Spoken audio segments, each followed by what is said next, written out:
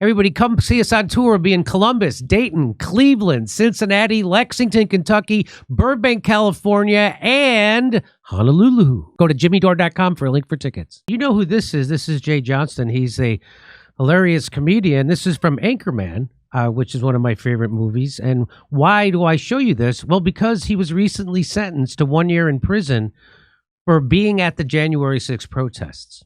And he's known for his role on the Sarah Silverman Show. He's been sentenced to a year in prison for his other very popular role, his supposed insurrection on January 6th. Who books that, by the way? So an actor known for roles in the animated series Bob's Burgers and Arrested Development, also the Sarah Silverman Show, Mr. Show on HBO, also the movie Anchorman, was sentenced Monday to a year and 1 day in prison for his connection with the January 6th Capitol attack. Jay Johnston who voiced the role of Jimmy Pesto in Bob's Burgers and played Officer Taylor on Arrested Development, pleaded guilty to a felony count of interfering with law enforcement during civil disorder in July. Wow.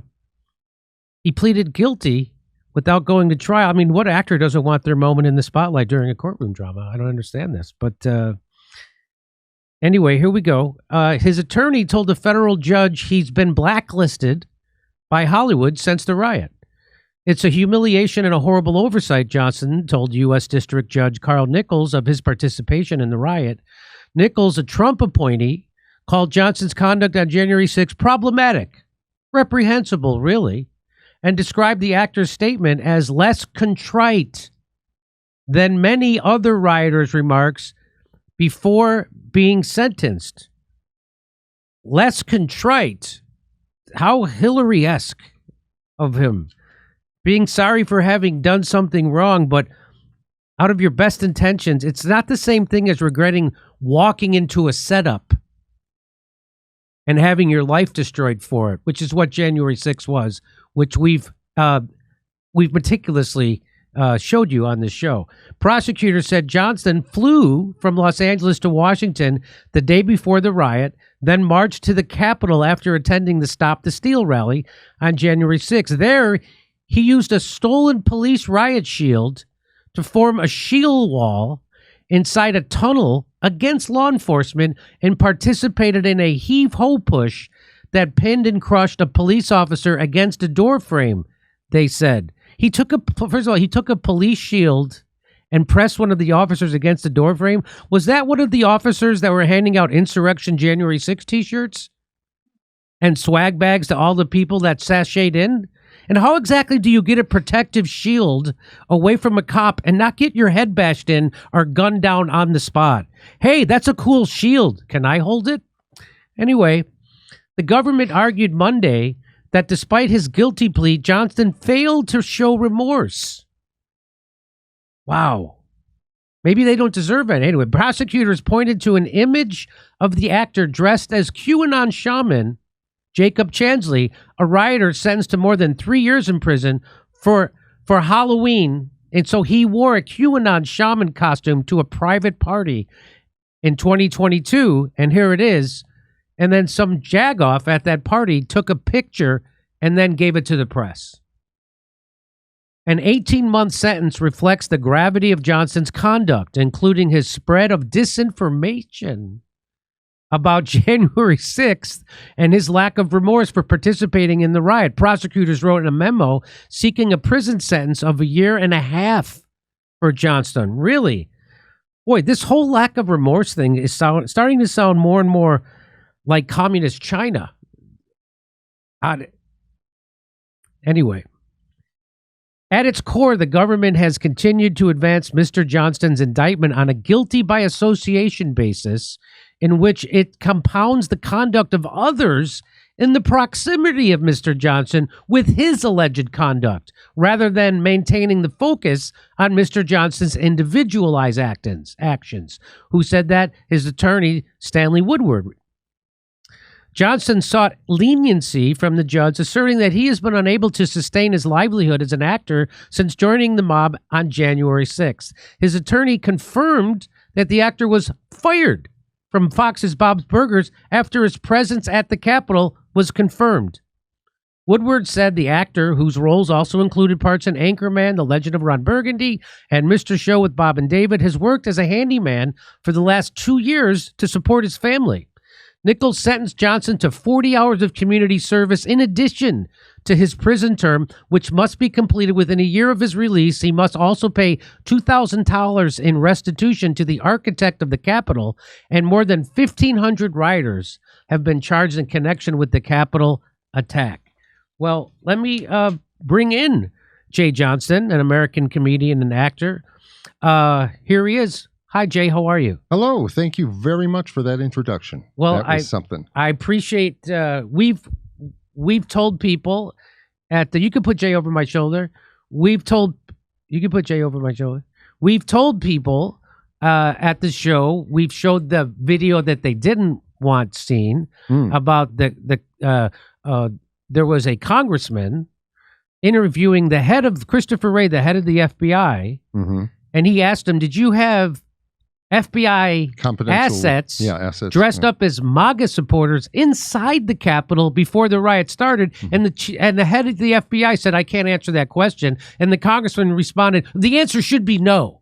But of course, the answer isn't, because this was a setup. As we've told people what January 6th was, they were trying to get Trump on an insurrection charge because of the 14th Amendment. If they could charge him with insurrection, that means he can't run for president again. And guess what? They did the same thing in Brazil 2 years later. They had the Bolsonaro. We've told people about Bolsonaro, who they called the Trump of Brazil.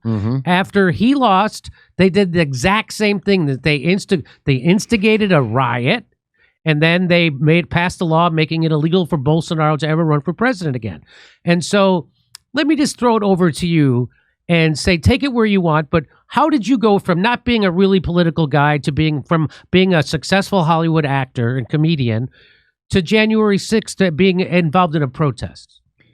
Well, I would have to say to begin with that my lack of showing remorse kind of makes me feel like a shitty actor, because I did my best. You did your best to show remorse. Yeah, kind of. It's that's a bummer. I mean, it was kind of on the world stage, as it were. So, but basically the way it all went down was not being very political. I found myself a little bit.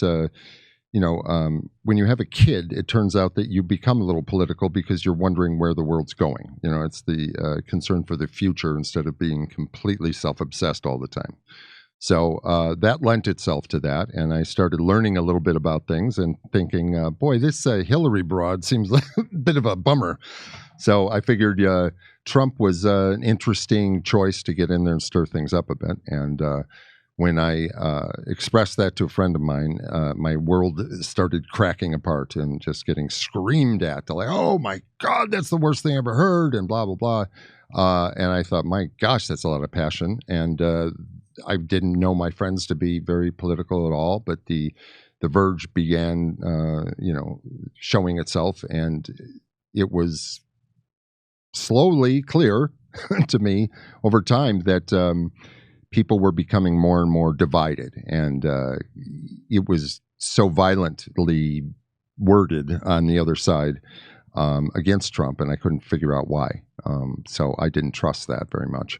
And well, as I pointed out on this show many times, the establishment loved Donald Trump my whole life. Yeah. Since I was a little kid, he's been on late night television shows. He's been on Oprah, on the cover of magazines. They gave him his own network television show for over 10 years. Hollywood gave him Emmy nominations, and all the Hollywood stars would come down and bend a knee and call him Mr. Trump. He was in McDonald's commercials. He was guest hosting Saturday Night Live.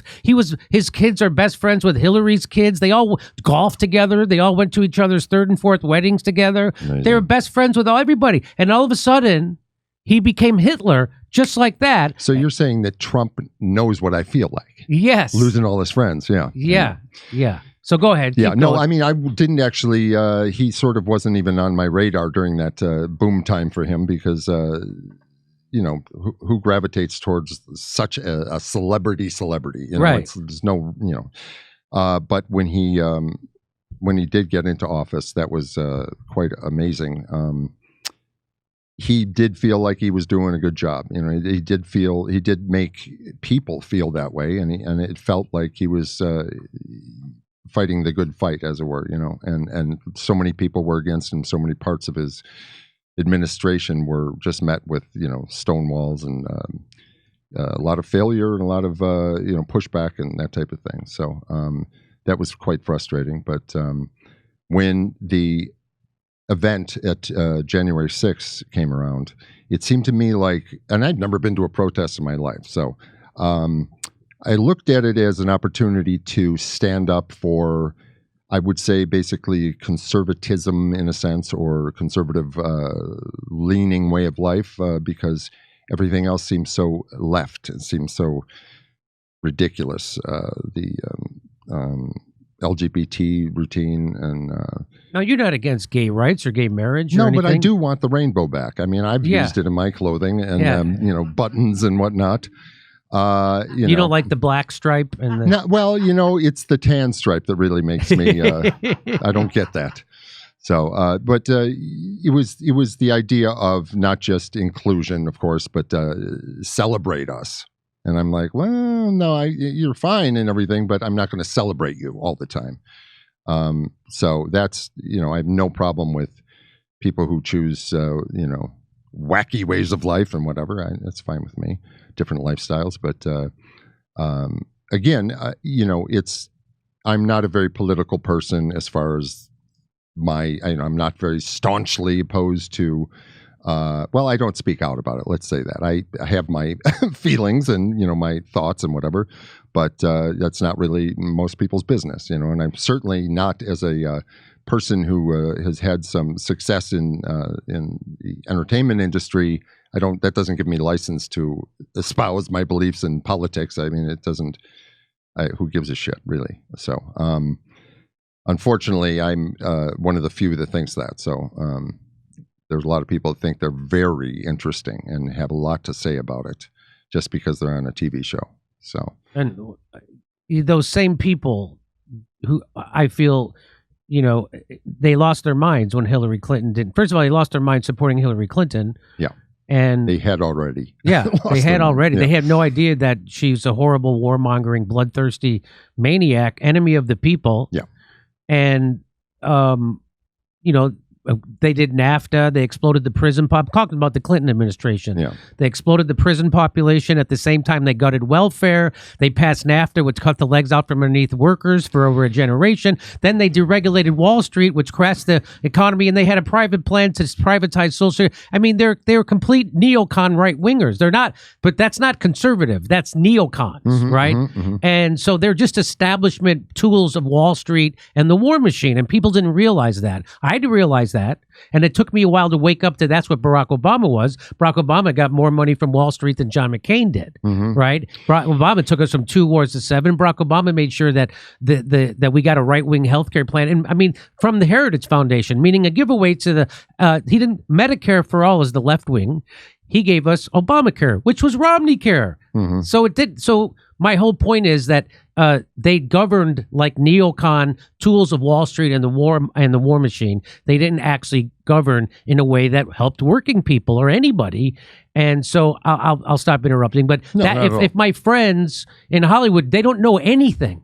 They're like a parody of every moron you've seen in a movie about how dumb people are in Hollywood. They are that. They don't know anything. Right now, they're wagging their finger about Tucker Carlson. At the same time, they're out there trying to get someone committing a genocide of the Palestinian people elected. And they think they have they're moral superior of no one.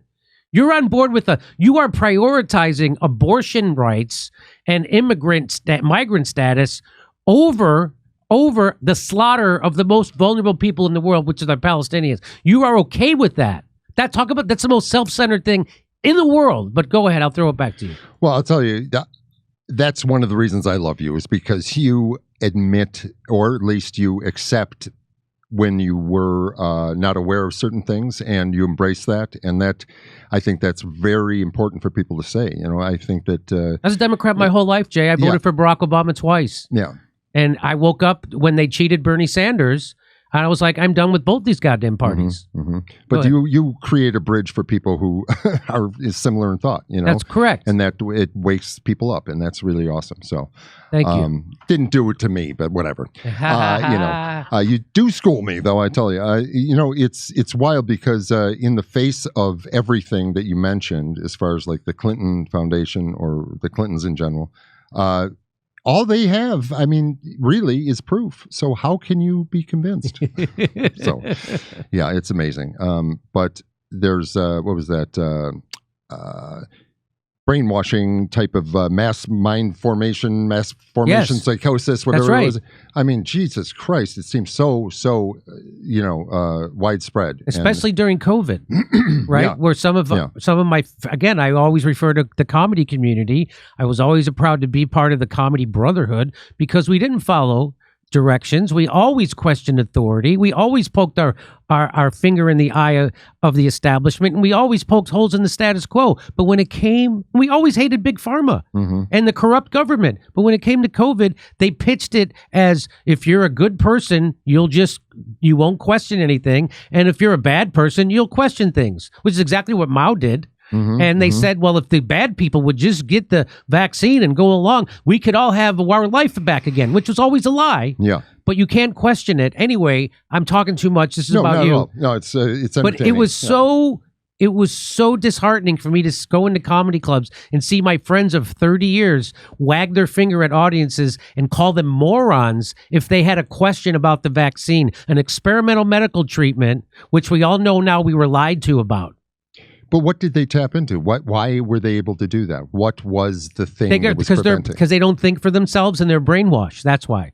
All of a sudden, the man on the it seems like it might be as simple as like ego or something where they seriously don't want to be on the base of like non-acceptance or be an outsider type of thing. Yeah, they don't want to be ostracized from the group. Yeah. And there's a liberal think in Hollywood, and you can't go outside of it, and that was it. And literally, I mean, David Cross from the first 6-10 minutes of his special was shaming people who didn't want to go along with the COVID narrative, which we all find out now, it was one big lie after another. There wasn't a thing they didn't lie about. They lied about where the virus came from. They lied about funding them. And if you questioned it, you were a white supremacist. Remember that? They lied about funding it. Fauci invented that virus. Yep. They lied about the fatality rate, the seriousness of it. It was never, the average age of death was 82. It was very much like the flu. It only affected people who had comorbidities. All this, they lied about that the vaccine would stop transmission and contraction. They lied about herd immunity. They lied about natural immunity. They lied about ivermectin. They lied about hydroxy. They lied about everything.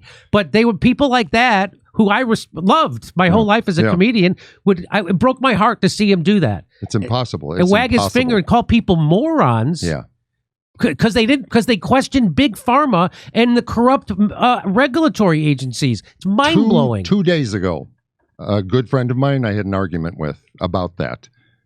And he still maintains his position that Trump was the biggest problem of that entire Trump bragged about the vaccine. Trump still wants credit for it. Yes, that's right. But you know what? He wasn't the biggest problem, and he wasn't the only problem of it. Like the person still supported Fauci and it's crazy. Vaccines. He can't smell, by the way. Yeah, they won't. It's amazing. It's amazing that they don't. The people who think like that don't know anything because they only get their news from the New York Times, the Washington Post, CNN, or MSNBC. They don't ever. That's all. That's where they get their news from, and they don't know it's completely sponsored by Big Pharma, the War Machine, and Wall Street. And you wonder why you don't know anything. Right. Well, they don't really believe that when you tell them, though.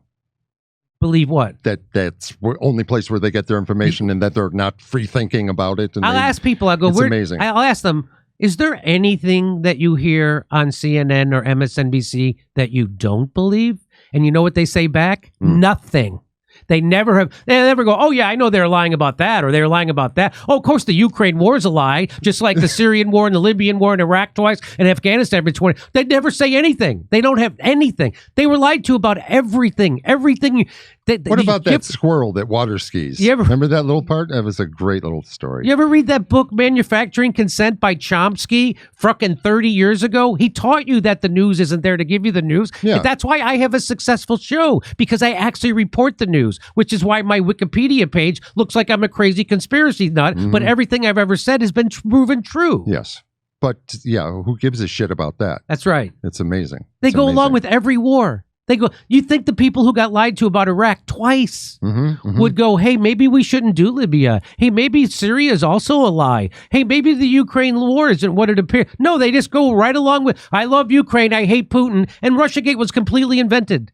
Well, I'll tell you, one of the things that really, I mean, you know, I entertained some conspiracy theories early, you know, I mean, maybe 4 or 5 years ago, I was getting into the whole hearing all the different wonderful conspiracies that people have dreamed up over the years, and the biggest conspiracies of my life was the Iraq War, was the Vietnam War, was the Syrian War, was the Libya War, was now it's the Ukraine War, and then it was COVID. Those are called conspiracies. Yes, but you weren't, and Russiagate. You weren't experiencing all of those, you know, like Vietnam and stuff. You just would read about it, or you weren't there to feel the pressure of that type of event, right? So you know, read about it and you processed it as a normal person, and were able to process it unemotionally.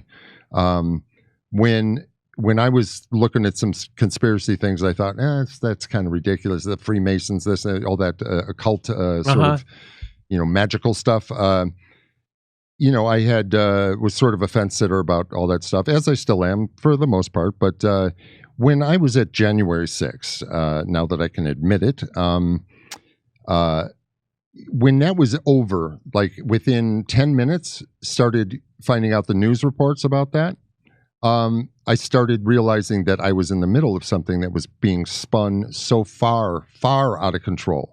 Well, not out of control, but out of reality. Yes. And it never stopped, to the point where in the last few years, I many times had to touch base with my memory of the event, because I believed it was as violent as it seems to be when it's depicted on television. Right. And it wasn't. There was. I don't know if I'm the first to say it, but it was fucking boring.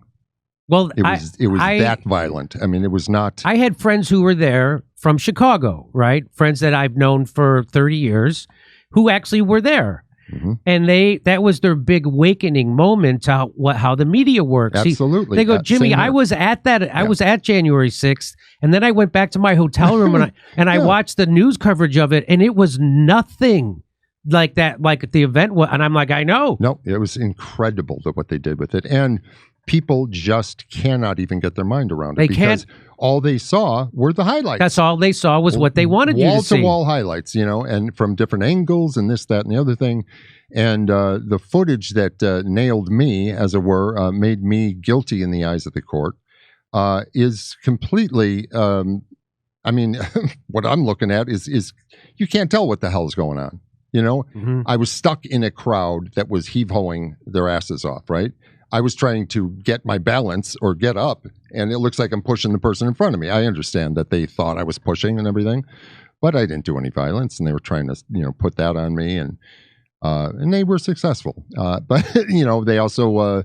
well, they got a Hollywood star. They wanted to make an example out of you, for sure. Yeah, they did, and they almost made that totally apparent to the judge, but he was swayed by the layers of lies that they were espousing in the courtroom on sentencing day, because I didn't go to trial. I pled guilty for one charge, and 4 others were dropped. So that type of action, they grabbed that and said, oh, well, you pled guilty, so then we're going to add that you were violent and that you hurt this cop and blah, blah, blah. And that was kind of where we were trying to finesse our way out of that association. But so how do you end up holding a police shield? Well, it was passed to me, and I'm. So you're in a crowd. You're in a crowd. Who doesn't take something passed to him? I mean, my goodness. In a crowd, it was a lot of yelling and screaming.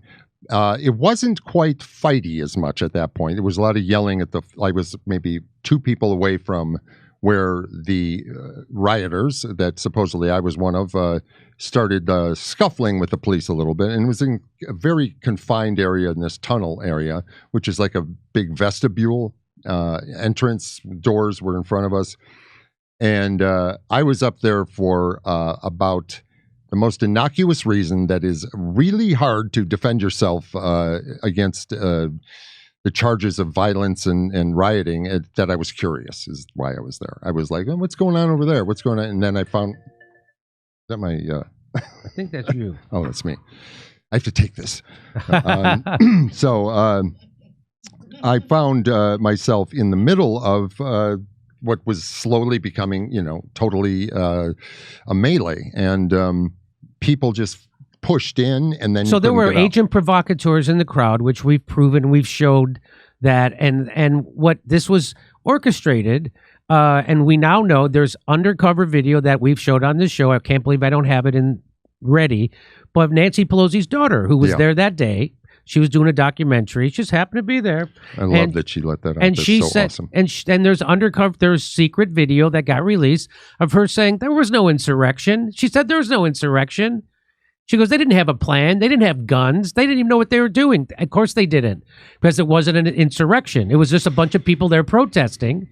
And then she she said they have to try those people here in D.C. because if they try them anywhere else in the country, they'll be found innocent. Yeah. And that's Nancy Pelosi's daughter. Plus, I had Mike Benz on this show, who's a former intelligence guy, and he said the whole point was to try to get those people to trespass on federal property, because then they could charge them with an insurrection. And there's video, which I showed on the show. I can't believe, again, I don't have it ready. Mm-hmm. But Nancy Pelosi saying, oh, great, they're trespassing on federal land. This is exactly what we wanted. Yeah. So what does that mean? That means that that's why she didn't have the National Guard there. I did a protest there a year earlier for Medicare for All.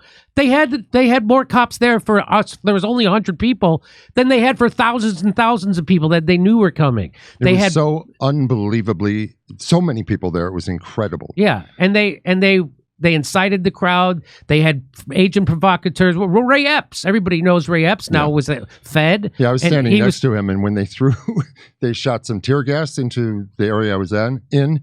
I'm a very brave individual. I don't know if you know that, but as soon as that shit landed, I was like, I'm getting the fuck out of here, because you can't, you immediately stop from breathing. As I was running away in fear, I could hear him going, come on, you pussies, breathe it in. This is what we did in boot camp. And I was like, who is that asshole? It's ridiculous. I couldn't get over the fact that nobody told me to bring a club or mace. I mean, these people had the protesters just were pulling out all this shit constantly. And they had, gloves with knuckles and hard helmets with the respirators. And I was like, what in the fuck is going on here? Who's fighting for what here? I had no idea, because it was not.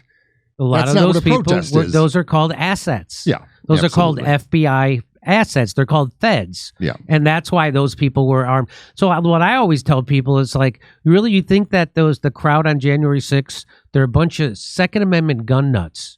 They showed up to overthrow the government, and son of a bitch, they forgot their guns.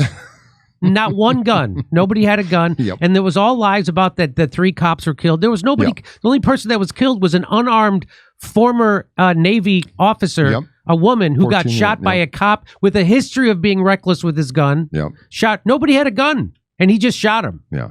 So, and there was no investigation into that. It's incredible how long those lies of the 5 cops, 3 cops, whatever. I mean, that was just Joe incredible. Biden repeated that lie many times, that there were 6 cops, he even said, were killed. There's no cops killed on January 6th. Nobody brought a gun. And they never showed you the video. They cherry-picked the videos they would show you. Yeah. And they didn't show you the video of all the people walking through the, by the way, the cops swinging the doors open, the cops taking selfies with the protesters in the rotunda, everybody staying respectfully inside the velvet ropes. Yeah. Norm Macdonald tweeted about that. Yeah. Yeah. What's that? So talk about how you were arrested. Oh, it's a great story. Let's see what happened. Let's see. Well, first we were raided after I already had Your reached house? out. Yeah, they put me on blast, as it were, on Twitter, saying, does anyone know the name of this person? So they had your picture. Yeah, a couple pictures, and they said, does anybody know the name of this person who's wanted for violence and assault on a federal officer? And then a small portion of the internet lit up saying, "Oh, that's Jay Johnston, and he's on this show and whatever." And I thought, well, that's unfortunate, but I think they knew my name at that point, and they were just trying to do a what do they call that? Evidentiary, whatever, custody of evidence, or whatever that is, where they have a solid source of where they got the information or something like that. But I don't know. Anyway, so they did that, and I got an attorney to contact the FBI and say, hey, listen, if you want to interview me or something, I mean, I'll tell you what happened from what I did or whatever, my situation. And, just don't raid my house. That's all, because I didn't want that to happen. And so and you have I have a daughter who's special needs, and I didn't want her to have to experience traumatized, that. right? Yeah, right. Yeah. And so we went back and forth speaking with the prosecutor for months, and they said that they would let me know if they were ever interested in arresting me, but they were going to be, they said, because we have some body cam footage from a cop where you touched a shield, and that's assault. Mm-hmm.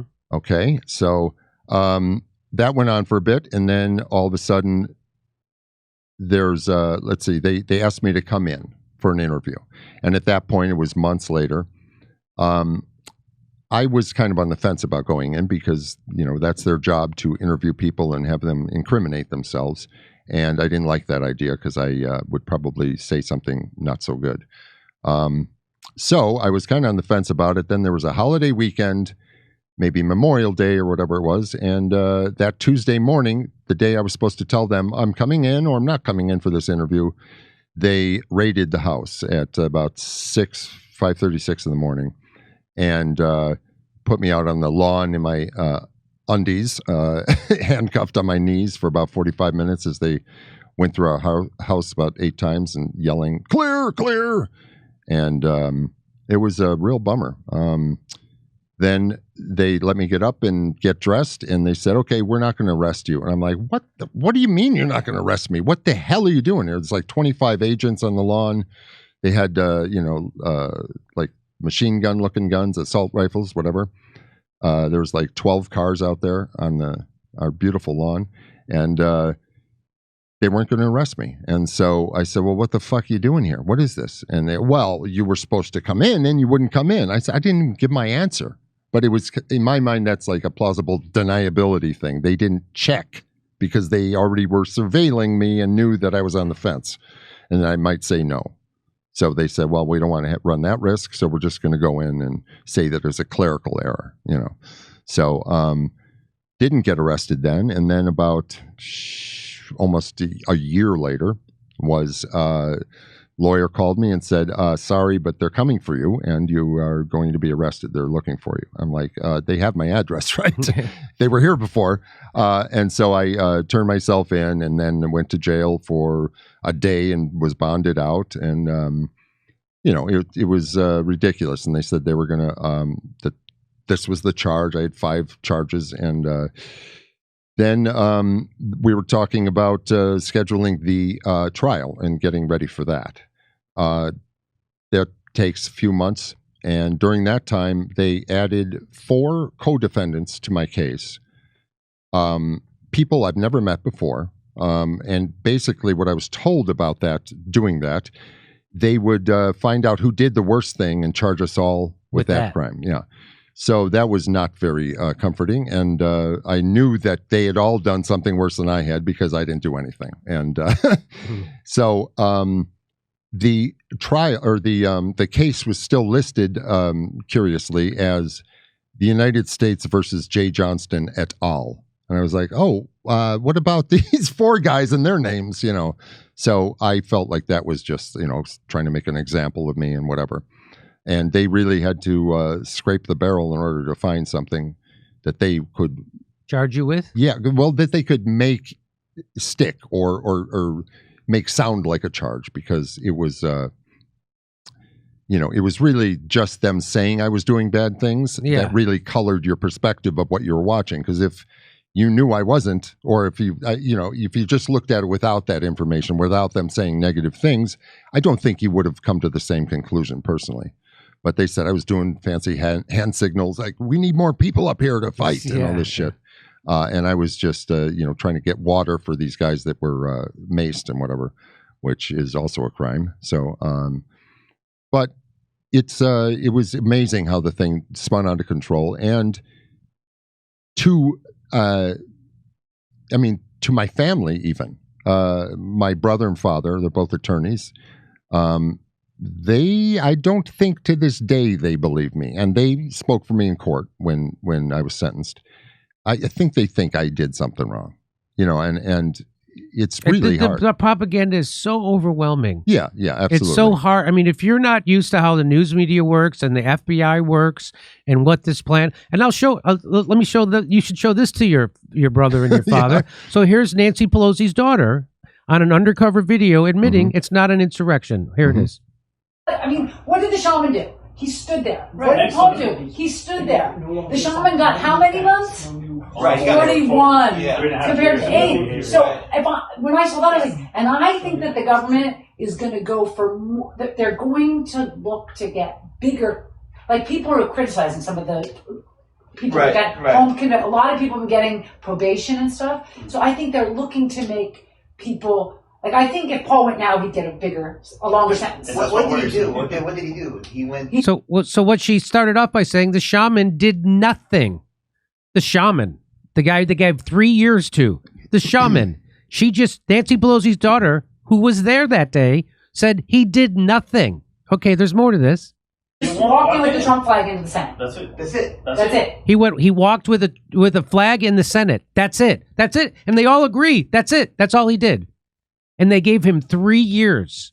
So when Jay says that he didn't do anything and they had to go out of their way and scrape the bottom of the barrel to find something to charge him with, it's true. There's more to this.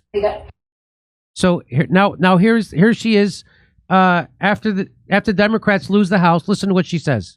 After the Democrats lose the House, then they get rid of the committee. People may lose, I think, interest. No one is going to care after the Democrats are out of power. And you take Biden out of office, then who cares? So she's already saying that they got to do this now while the Democrats have control, which is what they did. So here's one where she says, D.C. is a lot of people who work for the government. I don't think they're sympathetic. If you got it moved, a change of trial jurisdiction from D.C., you totally get off. And they laugh while they're saying it. Let's see. I wouldn't go first for a trial because D.C. is a lot of people that work for the government. Right. And it's a lot of... I don't think they're sympathetic. That's the jury. The jury is going to be... We don't think the trial should be held there. Well, if you got it moved, you totally get off. I wish. She just said, that's Nancy Pelosi's daughter saying, if you got the venue moved to where they're going to do the trial out of D.C., you totally get off. That's Nancy Pelosi's daughter saying that on undercover video. Here, let's see what this one is. If there was an insurrection, you were supposed to have a plan. It was the sorriest insurrection in history. Let's see if this video will play. If there was an insurrection, you were supposed to be in line. Marching. You're in the military, right? This. No, that's you were supposed to have a plan. Exactly. It's called operations order. You sit down overnight with your soldiers. You go over. All right, you're gonna go here. You're gonna go in by this side. At this time, we're gonna take over this. There was none of that. If there was an insurrection, it's the sorriest insurrection in the 20th, 21st century ever. No guns. No plan. People taking selfies. A guy smoking pot.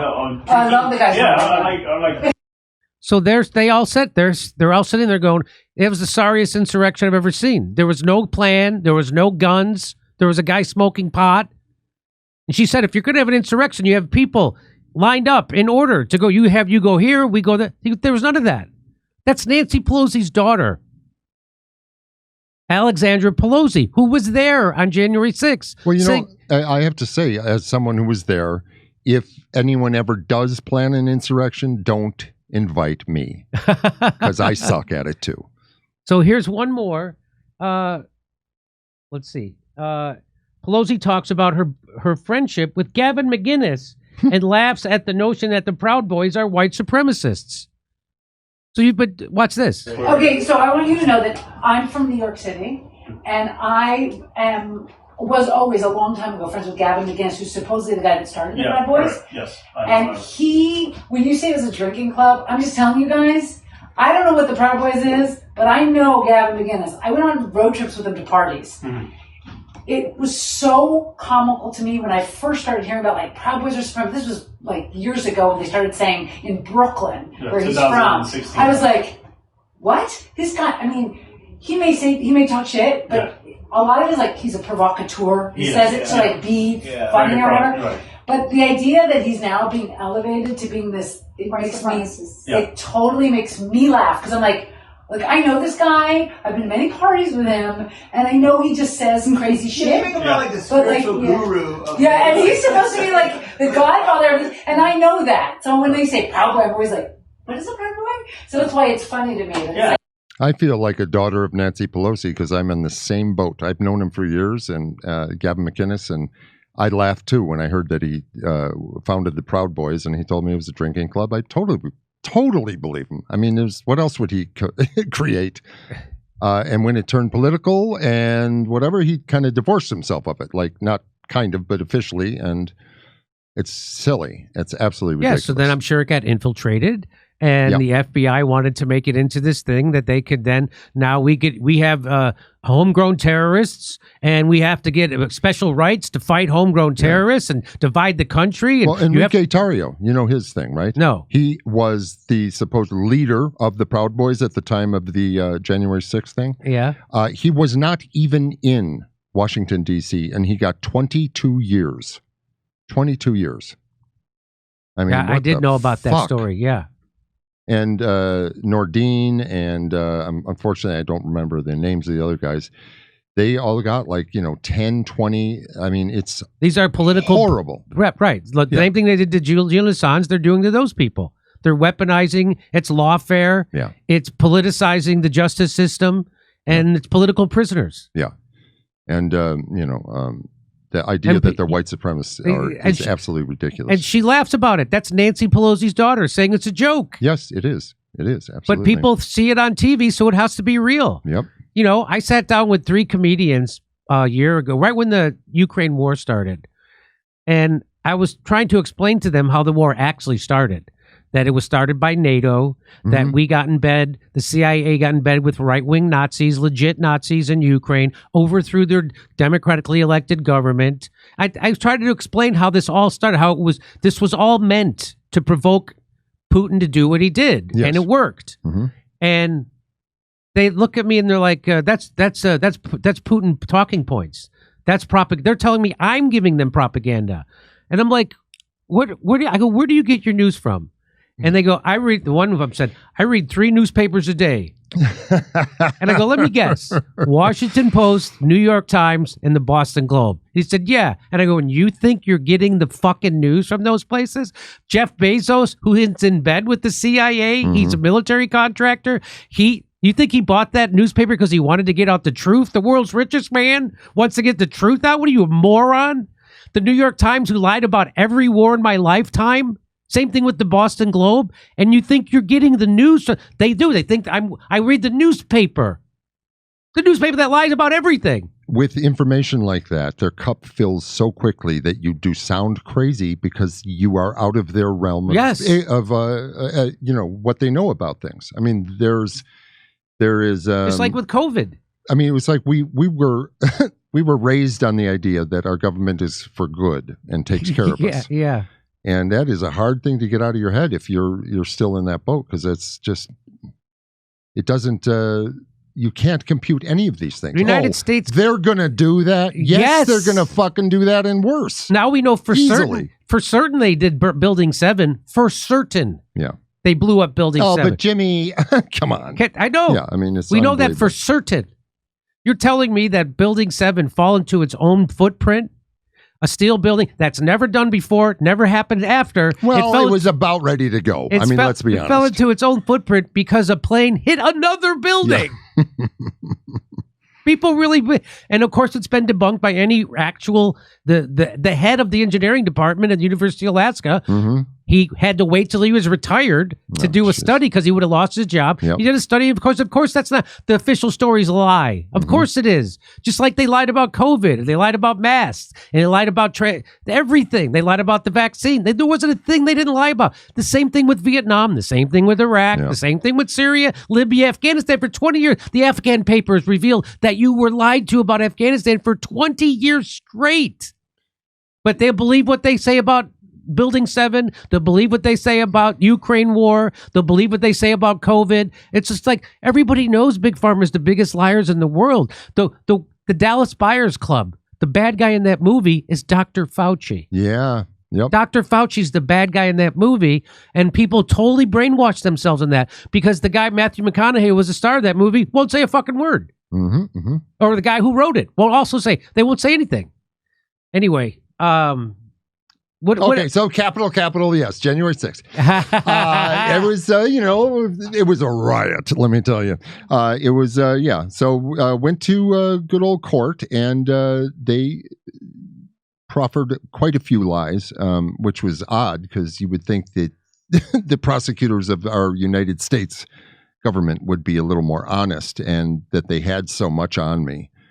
But they kind of twisted things, and all of a sudden we're making up stuff, which I thought was like, because it wasn't a trial. It was this like, here's our last ditch attempt to destroy you and our last ditch attempt to, defend ourselves, or myself. And, it wasn't, it was kind of shitty because they just got to speak and there was no objection. And then, one of the real bummers about the thing was that there's this big document called the sentencing memorandum. Okay. And they put this out just right before the sentencing hearing. And it's, to us, they put it out to us into the court, and we get to respond. Well, on the first page of this fucking thing is this picture that someone snuck from a Halloween party with the Q shaman. You were dressed up as the shaman at a private Halloween party. Yeah, and granted, it's not my best work, but I got to say that was it was a pretty good costume, and they don't seem to like jokes very much. That's one of the things, and they put so much on it, and apparently to go to a private party with a stupid costume on is illegal. I think maybe they're leaning into the copyright infringement of Jacob Chansley, but I have no idea. It was kind of ridiculous. And what was the other one? They said I was. They had a video that they took from my phone that I was shooting at the time, and we were watching the big pile of people, like they were crowd surfing all this stuff up to this tunnel entrance to fight the cops with, I guess. So you'd see like a hockey stick or a sign or a chair kind of crowd surf up into the tunnel mouth, in there for a minute, and then maybe come out a 2x4 from this construction area to the side. And we're watching this, and all of a sudden comes like a story and a half A ladder, like A-frame ladder. A ladder. Yeah, huge it's like ladder. a big, huge step big ladder. Orange, yeah. And it's like surfing in, and I'm laughing about it. I thought, what the fuck is this? This is what are they going to do with this? What are they going to do with the ladder? And I just made a stupid joke, and the joke was, hey, what was? Hey, we're finally going to get that light bulb fixed. Right, we're going to get those lights fixed finally. Yeah, and it went in there and paused for a second, and then came out because they can't possibly use it in a small space. But it was some guy in the back thought, okay, here's a good one. Here, let's put this there. Yeah, and an FBI asset. Yeah, and well, I was not with anybody I knew, and I was just talking to a guy next to me, laughing with him, and everybody was watching this quizzically, like, what in the hell is going, like, what is this? Is this part of the next step in the protest that we're supposed to do this or whatever? But it was, I've heard tell there were like hundreds of agent provocateurs or people. I mean, at minimum, there were hundreds that they admit to. They admit to. Okay, well, that is not 100% founded, I think, about the admitting to. I mean, I haven't seen anything that... I'm pretty sure I covered that on my show already. where there was some police agency that admitted to having at least 100 undercover. I think it might have been. See, I thought I heard that a long time ago, but I haven't heard it since. Is the problem? Right, I'm sure it's been suppressed, but I'm such a pisser. But go ahead. Well, it's nothing really, except that in retrospect, when I think back to when that was happening, it was incredible how fiercely aggressive some of these people were, and it was like.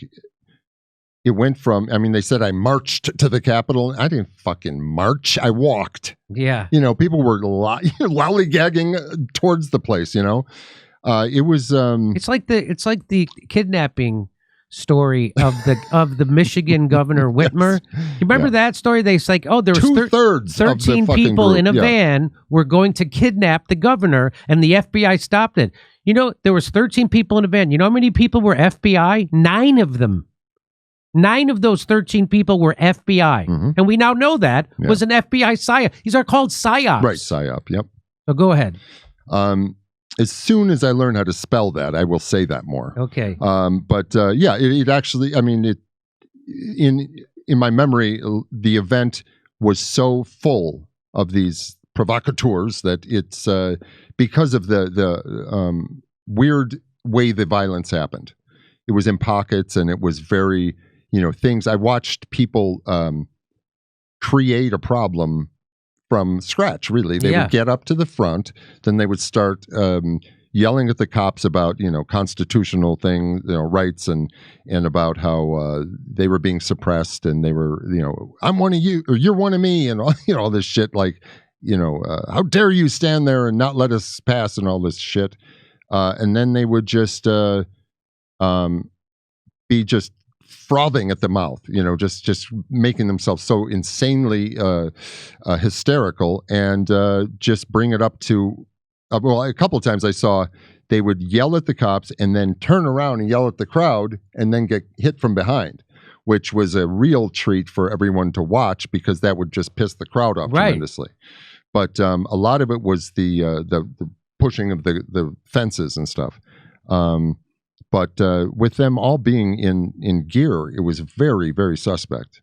Correct. And having backpacks and everything. Correct. And all this bear mace or whatever that shit was. It was very odd. And there's video of the Capitol Police saying, we were set up. Yeah. I've showed it on this show. There's video of them saying, we were set up. The cops were. Mm-hmm, mm-hmm. Yeah. There's also video of Nancy Pelosi saying, it was my fault. We didn't have we should have had more security there. It's our fault. Mm-hmm. There's a million things that that our asshole Hollywood friends will never see, know, and even if you showed it to them, they would disbelieve. I've showed that. I go, did you see all the video clips that the McCarthy, who became speaker, released, and Tucker Carlson showed? And I was telling to this one of my friends, and he goes, those are cherry picked. You mean the videos of people taking selfies with the cops? What do you mean when you say cherry picked? Do you mean it didn't happen, or it happened? Yeah, exactly. It happened. People have right? told me. People have told me. Listen, like friends of mine, I spoke to somebody who I was friends with for 20 years, and I called him out of the blue. Maybe 6 months ago, and I was because the FBI took all my phone and everything. It really put a dent in my contact list. Couldn't get some people's numbers. So I called this friend who has everyone's numbers, and I said, hey, how you doing? I said, okay, well, and he's like, hey, what are you calling me for? I said, well, I know a little hot water here. And he goes, yeah, what? Boy, that's too bad you did that. I said, well, I didn't really do what they're saying I did, but, I might actually be going to prison. And he goes, yeah, well, and basically... You got it coming. My new motto put upon me is you fuck around, you find out, is what everyone says, which is disgusting, because I was like, wait. You don't seem to get it. I didn't do what they said, and it is not what it seems. And I was just floored that this guy didn't know this, because he's always the guy who was nose in a newspaper or a magazine reading about, and always against the man and everything, that type of energy. And now he is. Look how they were able. Look how they were able during COVID to get guys like Neil Young, who 5 minutes before COVID was doing protests, singing at protests against GMO food. And then, as soon as COVID happens, he's taking his stuff off Spotify because somebody's questioning Big Pharma. Yeah. Like, what? You were the one who said GMO foods was poison, but you're going to go along with an experimental vaccine, which, by the way, they had to change the definition of what a vaccine is just so they could call it a vaccine, because it's not like any vaccine we've ever had before or since or ever. And now Idaho won't allow it to be used. Did you know that? No, that's the latest. Idaho just said you can't give out the COVID vax. Oh, that's awesome. That's great. Yeah. So anyway, but that's what I'm talking about. Those people, you're talking about this guy who's usually in the know. Well, yeah, and he's somebody who I certainly can't say his name. You know, I mean, he's a big dude, you know, so he fucking was like, you know what? You have to pay for what you did sometimes. You know, you have to take responsibility for things sometimes. I'm like, well, no, you don't seem to get what I'm saying to you. And obviously you don't believe me. And at the end of the conversation, he was like, can I, is it all right if I tell other people? Tell other people what? I don't fucking know. So let me read this. I don't know. This is from the New York Post. And that was the title. The FBI had so many paid informants at the Capitol on January 6, 2021, that it lost track of the number and had to perform an audit to determine exactly how many confidential human sources run by different FBI field offices were present that day. A former assistant director of the Bureau told lawmakers. Well, you have to understand they're under a lot of pressure. Easy to forget things. Where did I put that? Yeah, it's incredible. And they don't reveal it. Wow. There's no. The Washington field office had to ask FBI headquarters to do a poll or put out something to people saying they were any CHSs involved. That's confidential human sources, which means an FBI asset. And he said so they could get a handle on the scale of the FBI's spying operations at the Capitol that day. Who the fuck are they polling? Polling who? They were the FBI headquarters. Oh my God.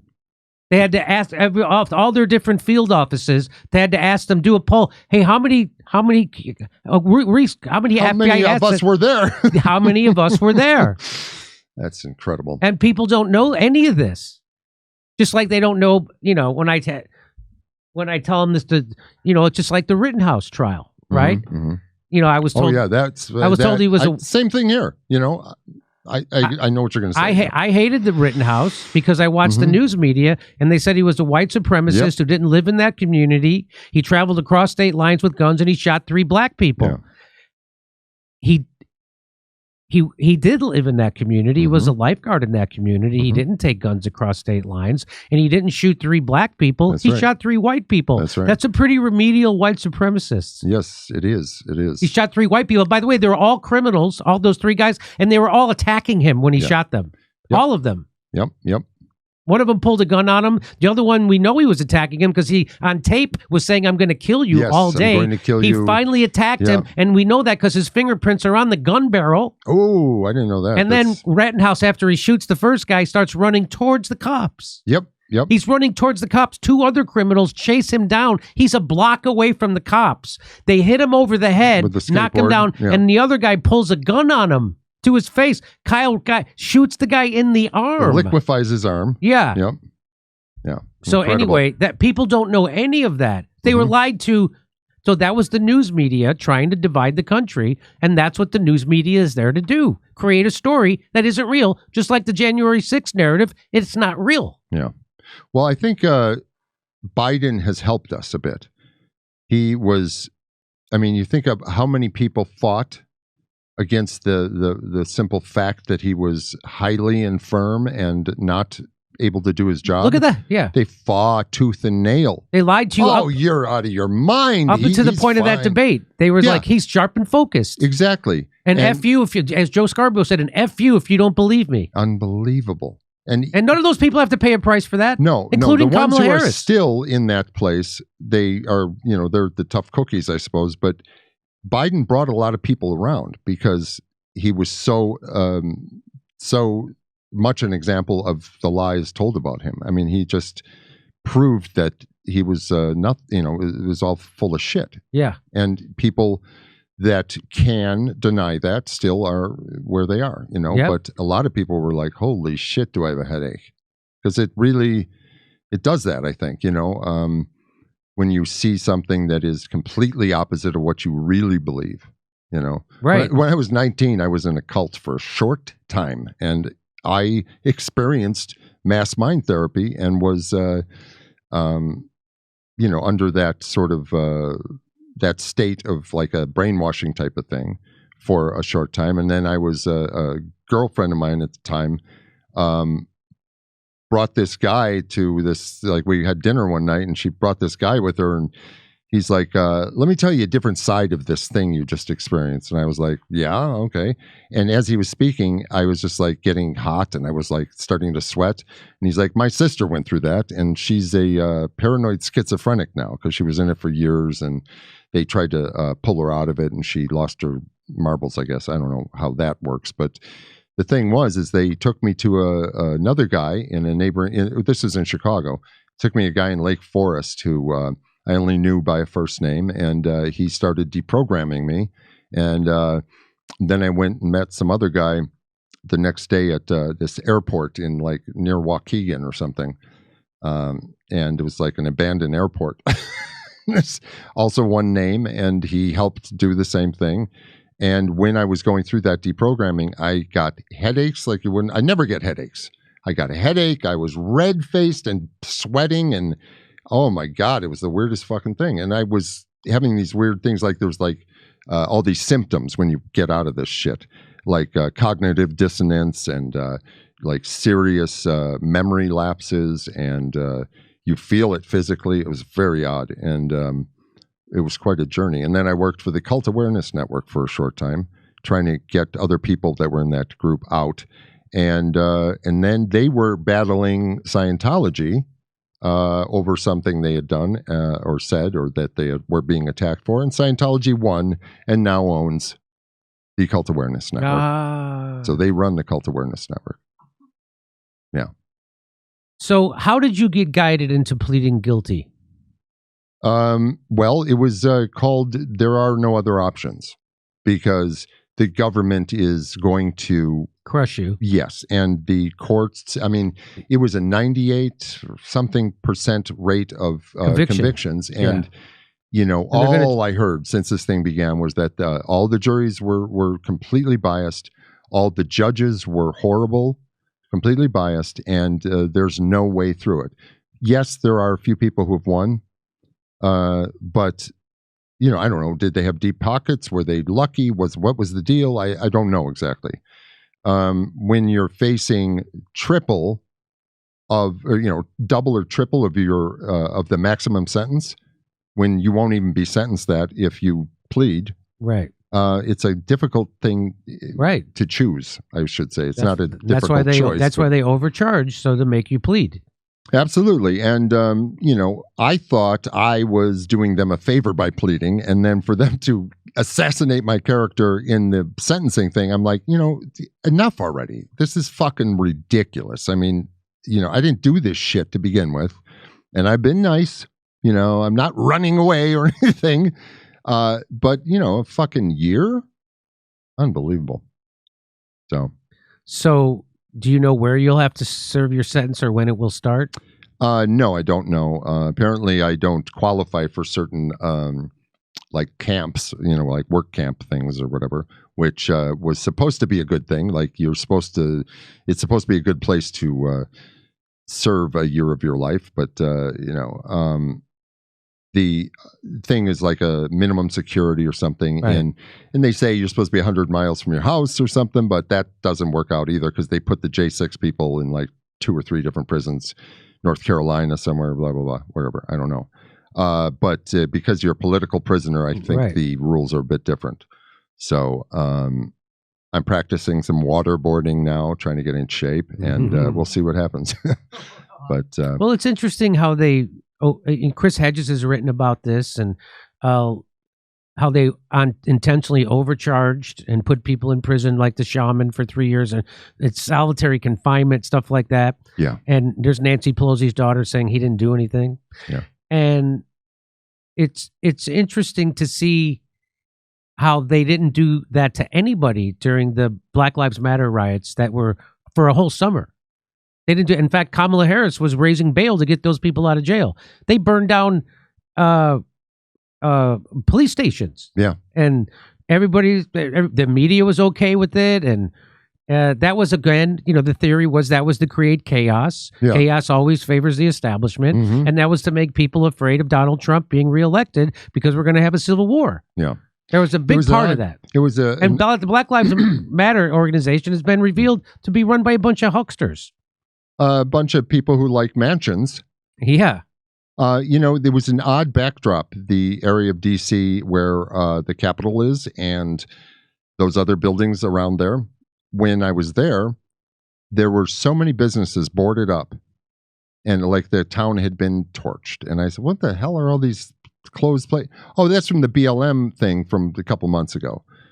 Or Black Lives Matter. What the hell was it? Yeah, and it was a...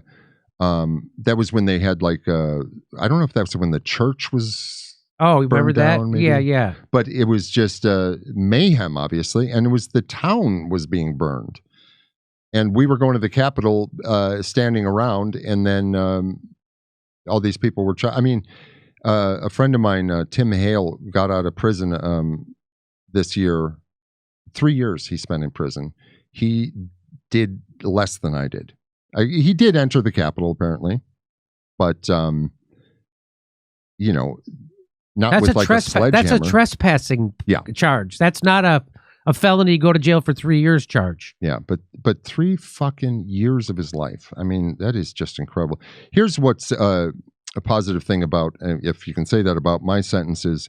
I was given 12 months and a day. So apparently that day is to put me over the 1 year mark, which allows me to qualify for some programs that could reduce my sentence. So okay, well, so that's a silver lining, I guess, on a cloud. So I think I'm going to start an improv group. Or so do you you going to try to make some lemonade out of this? You're going to try and write a book? I'm just going to use the lemons, actually. Fuck the lemonade. I don't want to do any more work for these people. It's. I was thinking of writing a book. I was taking this course, this first novel course. It takes. It's kind of a long class. It's like 12 months and a day. It takes.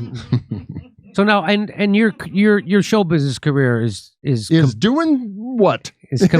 Is completely been annihilated because you. Well, when I fell out of favor with my small group of friends in the comedy world early on, when I said, "Oh yeah, Trump might be interesting to stir things up," which is what Mark Cuban was saying in 2016, and a lot of people were saying, and nobody ever. Now they love Mark Cuban. Yeah. Now that he's come back in Kamala Harris, anyway. Yeah. No, absolutely. And when I felt that people were sort of. Donnie Deutsch on MSNBC told Joe Scarborough, if Bernie Sanders is the nominee for the Democrats, I'm voting for Donald Trump. Mm-hmm. We know that's what they all would have done. Yeah.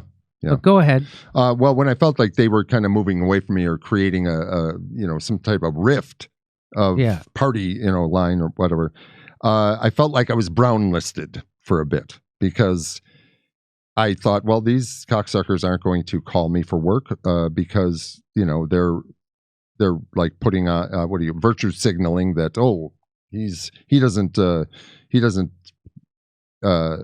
his brain is broken, basically. He's on the conservative or he's Republican or whatever. So I felt that encroaching. Then after the Capitol routine, it was just every friend I had basically turned around and left. I mean, was gone.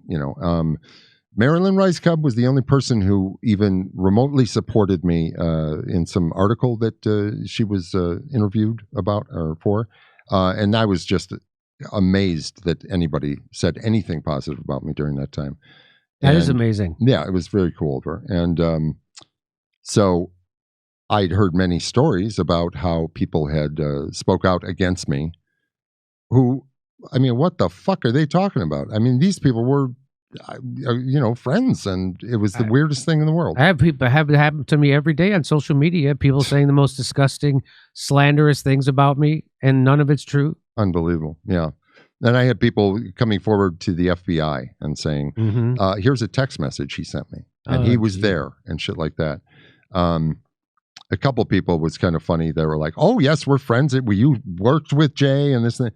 I don't even know these motherfuckers at all. I met them like twice maybe. And maybe I worked with one of them for an afternoon and she did wardrobe or something. And I don't even know. But it was interesting. And they were, on the inside and knew everything and whatever.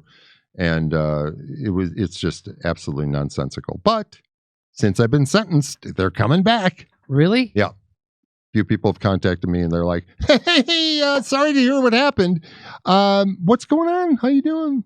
Well, that's first of all, that's surprising. Well, the timing is, convenient. Yeah. But why do you think they would even bother? Not too sure. Maybe somebody might get elected and things might change a bit. I don't know. I have no idea. I mean, what else? I can't even, the timing is a little suspect. Well, what's interesting to me too is when I got vaccine injured and I talked about it publicly, there was all these people saying, shut up. And how dare you? You're going to make people vaccine hesitant.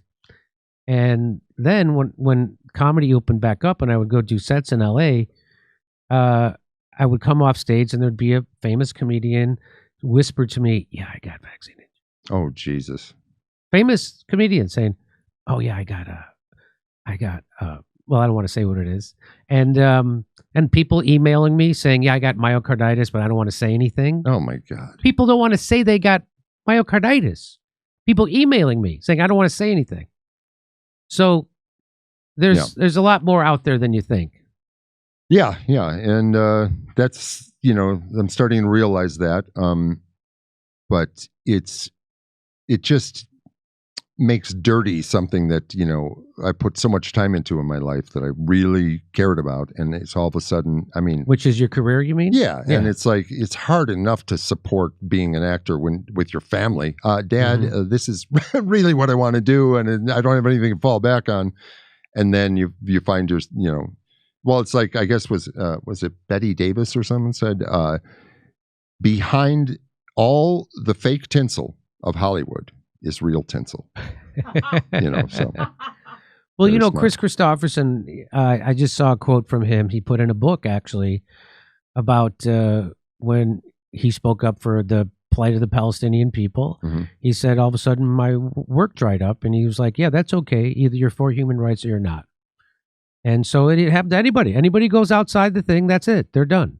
His work dried up. And he was, 92? No, he passed away since. Yeah, no, yeah, yeah, I mean that's amazing. I mean, it has no.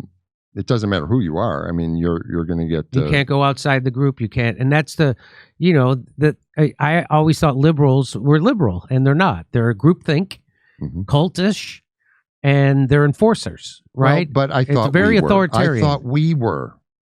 Well, no, that's we're supposed to be. Yeah, well, that's the irony. Like I have lots of people say, "Oh, people like to accuse me of being the head of a cult. That my fans are a cult." Do you know how much work it takes to run a have cult? A real cult? Yeah, and you would be rich as Croesus. I'm telling you. What I have to tell people is that at least half of my audience on a daily basis say things on social media in the comments under my videos.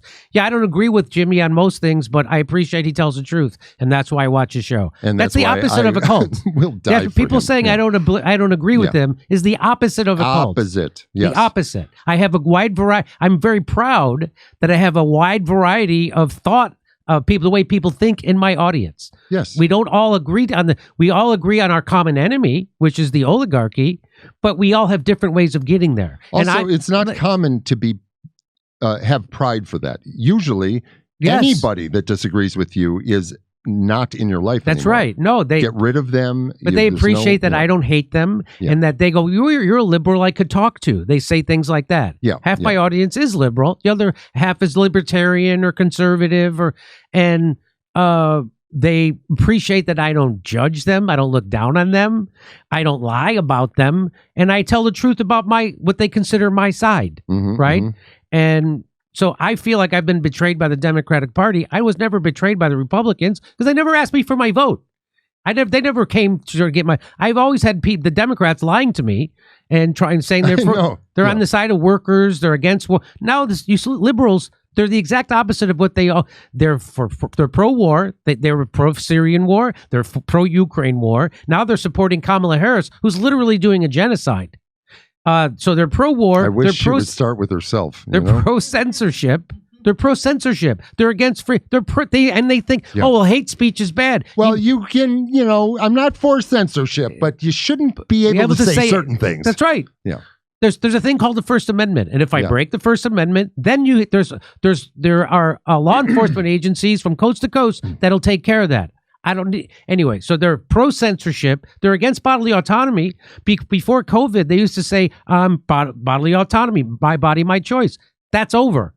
It's not your choice. The government should be able to force you to take an experimental medical treatment for the common good. That is the exact opposite of liberal thought. That's communism.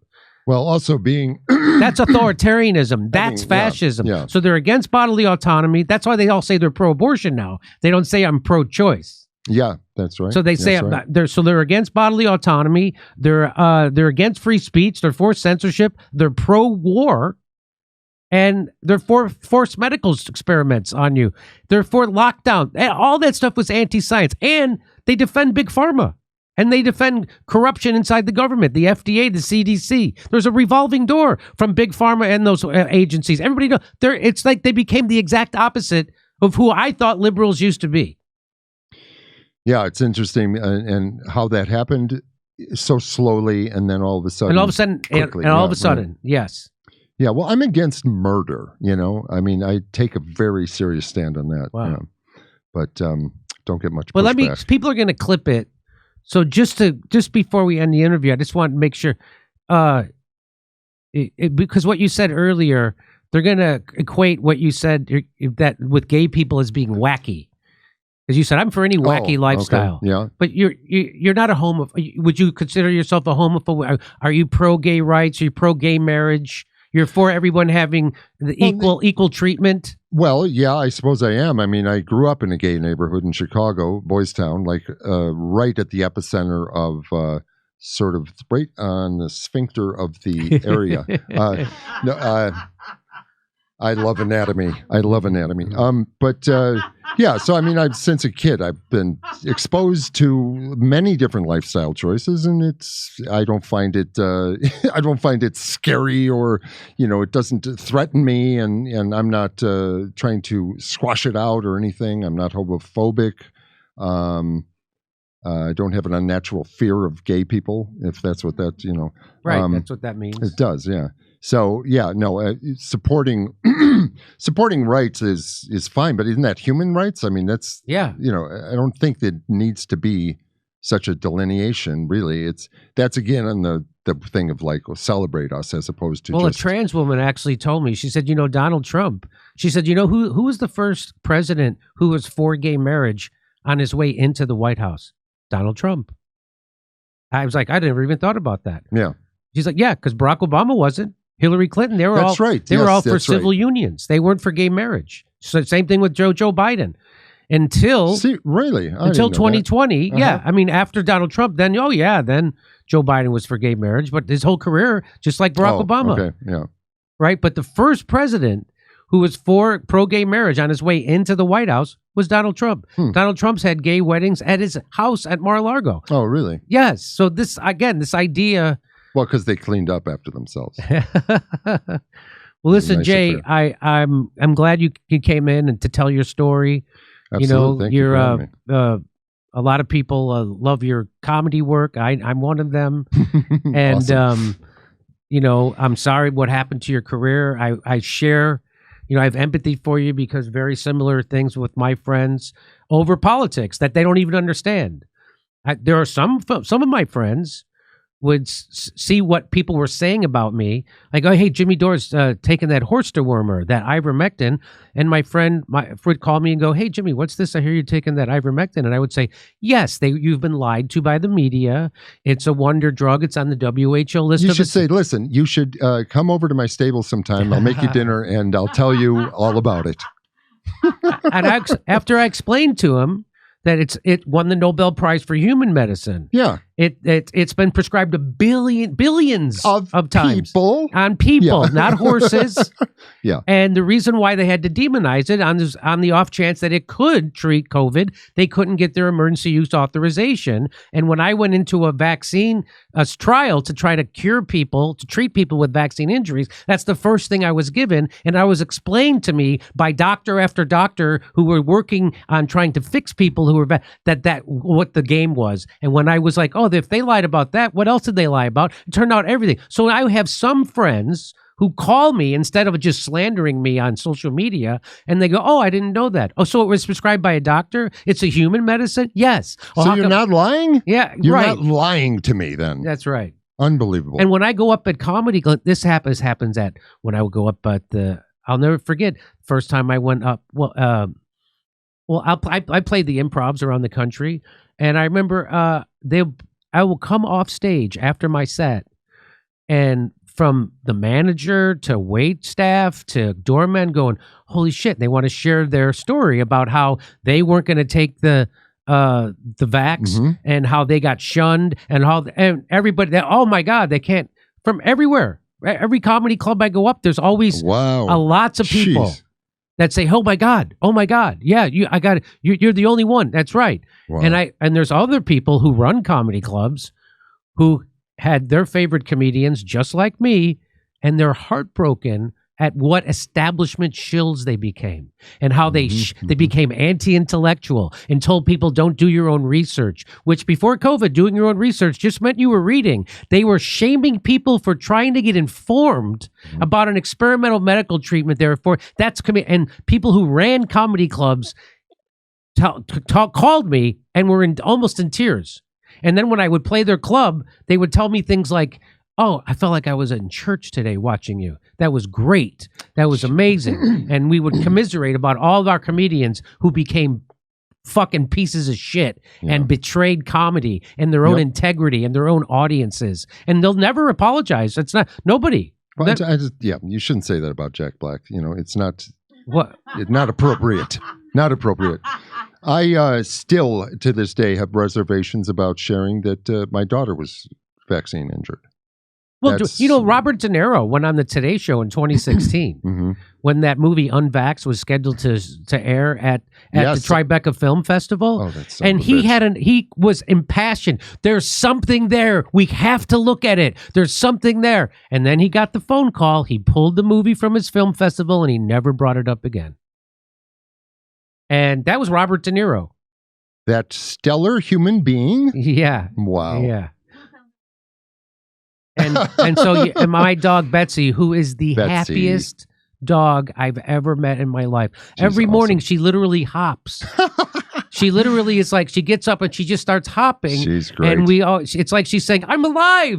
I'm alive. And I don't have to live in that undercarriage of the van. And because you found her during one of the horrible floods in Los Angeles that was happening. And you found her underneath, she was a puppy underneath a car soaking wet. Yes, absolutely. She was something else. She was terrified and she was trying to climb up into the chassis of this van and pulled her out, and she was slept for like 12 hours when we got her home. And and it was so awesome to have you guys she's a great dog. I love her. That's wonderful. She's a real happy dog. Yeah, I'm hoping some family does that for me. All right, Jay. Well, good luck, and I hope you get your sentence reduced, and I hope you write a book and it becomes a bestseller. And I hope I find a doctor to resurrect my career with lightning and thunder and all that. Well, luckily, there's things like Rumble and YouTube, and you could maybe find a way to do your own thing. Like I got, you don't need a gatekeeper anymore. Sure, yeah, or a stage name and change a whole new look. Yeah. Yeah. All right, Jake. Thanks a lot, Jimmy. Thanks for coming in. The October 15th deadline is passed. If you owe back taxes, have tax returns that are still unfiled, or you missed the deadline to file for an extension, Tax Network USA is here to help. Tax Network USA has helped taxpayers save over $1 billion in tax debt and has filed over 10,000 tax returns.